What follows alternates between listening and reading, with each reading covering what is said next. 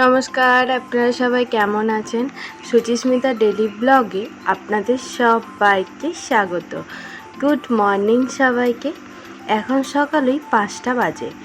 এখন ঘুম থেকে উঠে গেছি। আগেই প্রথমে ঘুম থেকে উঠে গিয়ে আমি ভগবানকে প্রণাম করি, তারপরে বিছানা থেকে নামি। অবশ্যই সবাই সেটাই করেন।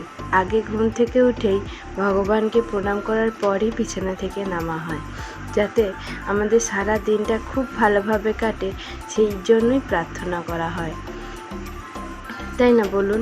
এই যে আমার প্রণাম করা হয়ে গেছে। এখন আমি আমার বাবুসোনাকে একটু আদর করব।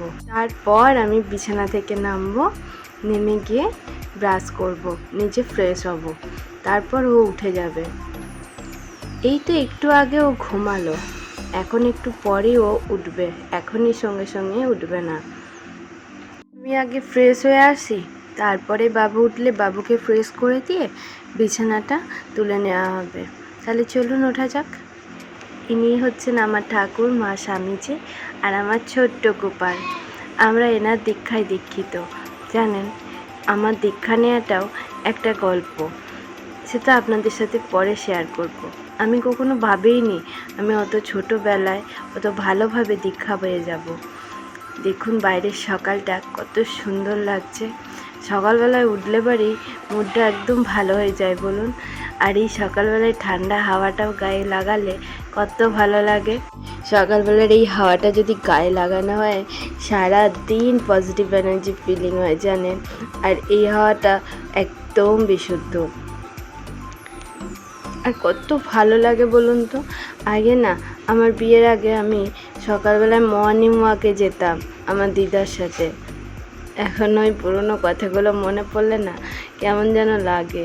আমি ঘুম থেকে উঠতে চাইতাম না, আর আমার দিদা এসে আমাকে জোর করে ঘুম থেকে তুলে মর্নিং ওয়াকে নিয়ে যেত।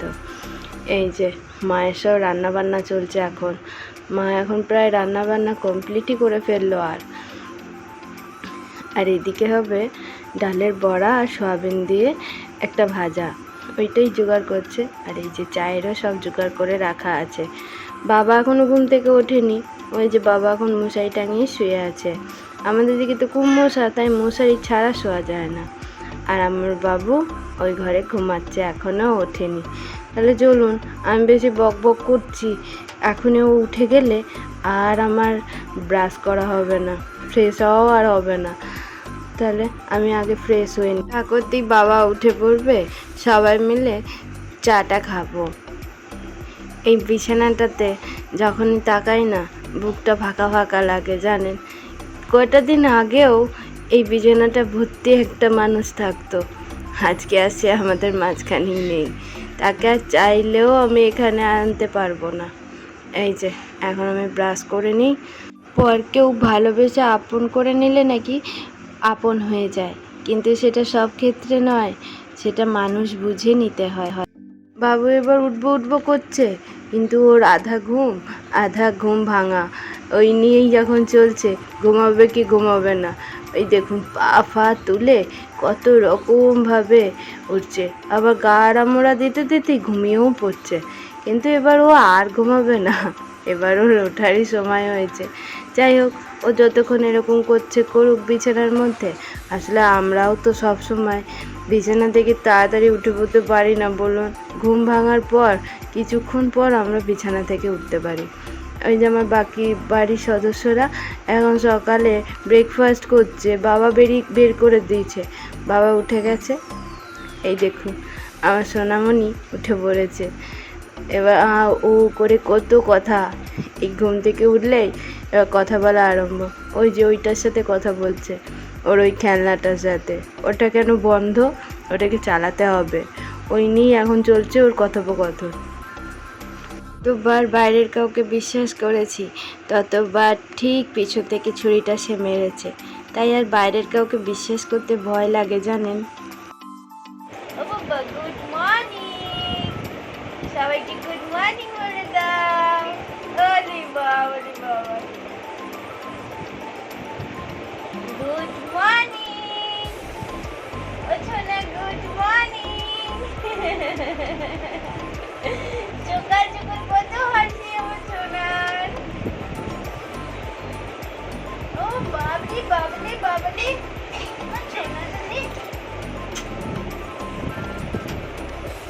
দেখলেন ঘুম থেকে ওঠার পর ওর কত হাসি, ও কান্নাটা একটু কম, ওকে এখন খাইয়ে দিলাম, ওইটাই এখন একটু একটু করে তুলে দিচ্ছে আর আমি মুছে যাচ্ছি জানেন। এই হলো ওর বদমাশি আরম্ভ, একটুখানি করে খাবে আর একটুখানি করে তুলেও দেবে। বাবুকে রাত্রে আমি এই স্যান্ডো গেঞ্জিটা পরে ঘুম পাড়াই, সারাদিন ও যে জামাটা পরে থাকে সেটা পাল্টে এটা পরিয়ে দিই।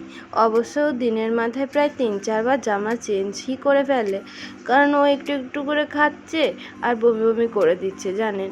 এই গরমের জন্য ওর কিছুই ভালো লাগছে না, ও যতটুকু খাবার খাচ্ছে না প্রায় অর্ধেক শতাংশটাই তুলে ফেলছে জানেন। এই দেখুন বাবা আবার মুখ থেকে দুধটা তুলে দিচ্ছে, দেখছেন? এইরকমভাবেই না একটু একটু করে দুধগুলোকে তুলে দিচ্ছে। এই যে আমি এখন ওর মুখটা মুছিয়ে দিচ্ছি, এবার ও যতবার খাবে ততবারই ওই একটু একটু করে দুধটা তোলে, বেশি তোলে না, অল্পই তোলে, কিন্তু ও তোলে। এটা না ভাবছিলাম কি কারণে হচ্ছে, তারপরে একটা ডক্টরকে জিজ্ঞেস করলাম, তখন বলে এটা গরমের জন্য হচ্ছে। ও যতটা রাখার ও ততটাই রাখবে, বাকিটা তুলে দেবে।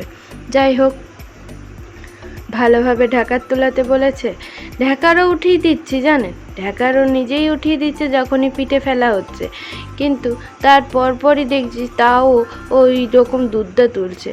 ওর কিন্তু দই হচ্ছে না, বা ওই দুধটা যে তুলছে ওটাতে কিন্তু কোনো টক গন্ধও নেই। এখনও বসে বসে মায়ের আদর খাবে, এখন ওর আদর খাওয়ার সময় সকালবেলায় ঘুম থেকে উঠলেই ওকে আমাকে নিয়ে আদর করতে হবে জানেন।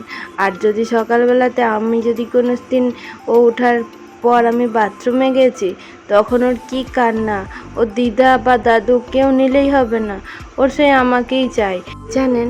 কত মানুষ কতভাবে ঠকিয়েছে, আজকে ঠকতে ঠকতে বড় হয়েছি, তাই ভালোভাবে মানুষও চিনতে পেরেছি।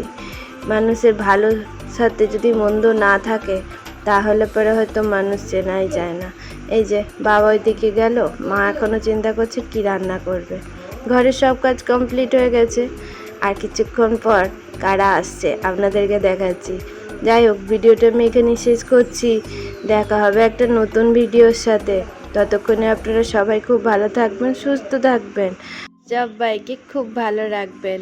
আর আমার এই ভিডিওটা যদি আপনাদের ভালো লেগে থাকে তাহলে অবশ্যই একটা লাইক করবেন, শেয়ার করবেন, কমেন্ট করবেন। আর যারা চ্যানেলে নতুন দেখছেন তারা আমার চ্যানেলটাকে সাবস্ক্রাইব করে দিয়ে আমার পাশে থাকবেন। দেখুন কারা এসছে, আমার বাপি, মামনি, কাকুমণি আর আমার বর। পরে আসছে নেক্সট ভিডিওটা, দেখতে ভুলবেন না।